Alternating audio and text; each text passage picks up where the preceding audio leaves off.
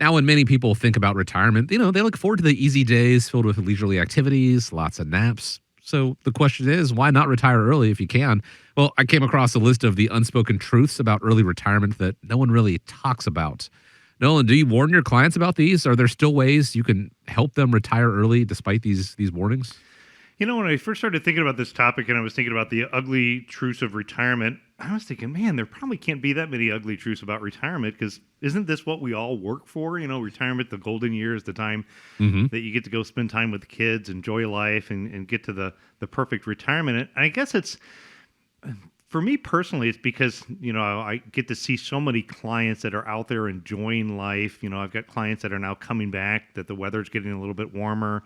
They've been telling me their stories of down south. I have other clients that are, taking their dream vacation this year. And, there's a lot of positives to retirement, but I guess part of it does go to getting to, and through some of the ugly truths about early retirement. So one of the things that I think when I think about early retirement is I think about a conversation that I had here on the radio a couple of months ago when Scott and I were talking about, one of the major reasons that people get forced into early retirement is because of an unexpected or unplanned for healthcare crisis, for a loved one. So it could be you, it could be a spouse, maybe a child that you're caring for, or things like that.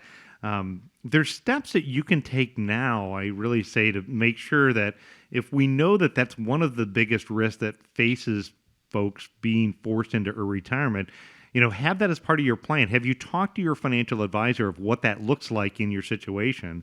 And if not, it should be part of it. The secondarily is, we had a conversation where we talked about on the radio a couple of months ago as well, where somebody who had unexpectedly lost their job. So, they were just forced into losing their job unexpectedly. And, here we are still, to me, on a scary fact of if you look at, jobs and job offerings, if you look at inflation, if you look at, personal savings rates or people using buy now, pay later apps, we're slowly building up a little bit of, some economic worries that if all of a sudden the boss came in and said, well, I'm sorry, we had to eliminate your position and cut your job off, that could be another big impact and ugly truth about retirement. Is that a conversation that you've had with your financial professional? And if those two conversations are things that you haven't had, I think it's important to have those conversations. And when we have those conversations, some of the things that we're going to talk about is looking at what I would call early access to your nest egg. It really may be expensive. It's common to start utilizing retirement expenses earlier than anticipated if you retire or you get into one of those situations.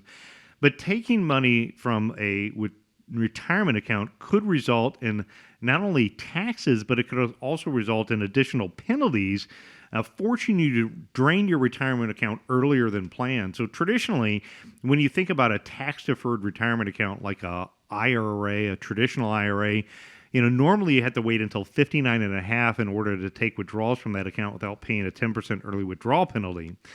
In some plans, when you think about like 401ks or company-sponsored plans, you typically have to wait until the age 55. So accessing those plans early because of a job loss could result in additional taxes and penalties, actually compounding the problem. The other issue is if you retire before the age 65, when we look at the cost of healthcare can be extremely high. Medicare is normally going to start for somebody when they reach the age of 65 or, permanently retire. So what you end up with is this gap that says if you retire at 62, from 62 to 65, how are you going to fund your healthcare cost? Early retirees really need to budget carefully for those medical expenses because most employer-sponsored plans is not going to be there and available for you, and you're going to be looking at private health insurance. And if you go on to what is quote called the affordable health care, it may not be affordable in your situation.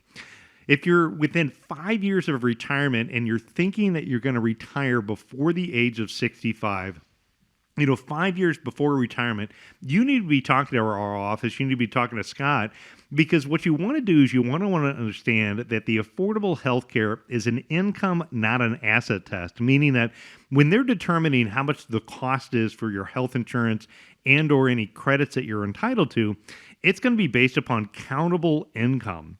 And there are uncountable income sources and there's countable income sources. So why it's important is if you're going to retire before 65 is making sure that you have an understanding as far as what does your income level need to be countable so you don't fall into Medicaid, but you also don't end up in a situation where you have high healthcare costs. There is a sweet spot that's out there of what your countable income level needs to be. And then if you need to have more money than what that is, then you work over the next 5 years or so to building up a bucket of money that would not be considered a countable source. Next, you want to think about the long life that you have ahead of you. Live a long, long life. Husband and wife, when they retire at 60 or 65, their life expectancy can be decades ahead of them.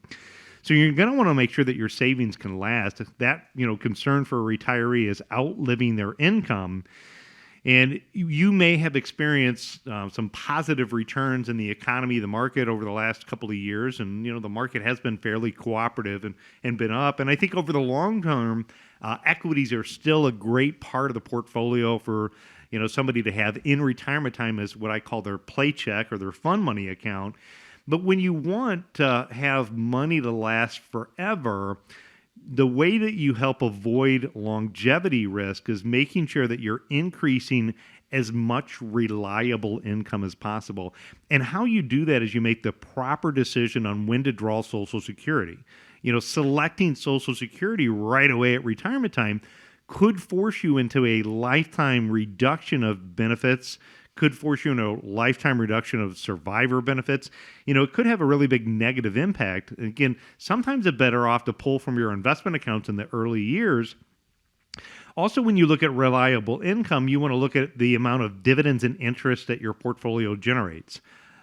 If you, in the perfect world, could live off of the dividends and interest, then the ups and downs of the stock market aren't as impactful on your retirement success. When you're looking at your fixed investment accounts, if you're not going to get up and go to work every day, you need to make sure that all of your money is getting up and going to work as hard as possible. So doing that analysis of making sure that all of your accounts work as hard as possible is how it's going to help. There's magic into the compound effect. Just think about this. Think about the amount of wealth that you've accumulated in your lifetime. Think about where your net worth was, where your financial worth was 5 or 10 years ago. So 5 or 10 years ago, your financial net worth was not even probably close to where it's at today. And that's because of the compounding effect that you've had. And so when you retire early, you're going to lose out on those potential compound growth years, because you're going to shift from a savings and accumulating to now taking a withdrawal from your portfolio, using instead of deposits, using withdrawals, reducing somewhat of the compound effect that you have. Next is oftentimes you're going to spend more money than you think. Retirement can be more expensive. So you may think, well, I've heard of the 4% rule. I'm going to be comfortable living off of that income. But in addition to that, you got to factor in hobbies and travel and family emergencies and things that come up.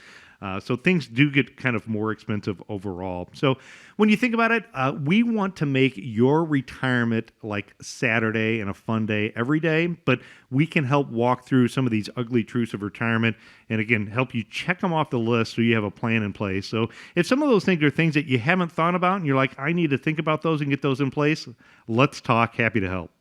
By all means, not trying to deter you from retiring. That's what we all aspire to do, again. And, if you could do so early, that's fine and great, quite frankly. You just want to make sure that you know all the variables going into it. The team at America's Retirement Headquarters, by developing that plan, can sit down with you and help you with the process. Here is how you get started. You can go to the website, arhq.com. You can also reach out, give a call, 419-794-3030. One last time, that's 419-794-3030. 3030. And want to thank you, as we always do, for joining us here on America's Retirement Headquarters. It is home of the Retirement Guys Formula and America's Medicare Associates. Hope you have a great week ahead of you. Thanks so much for joining us here. Nolan, always grateful for the time. And as we wrap up, I want to leave you with the final word. Yeah, spring is here. Happy to help you spring cleaning your finances. Just go to arhq.com, click on the events tab. Make sure you join us at some of our upcoming events. And remember, when you think retirement, think America's Retirement Headquarters. It's home of the Retirement Guys Formula and America's Medicare Associates.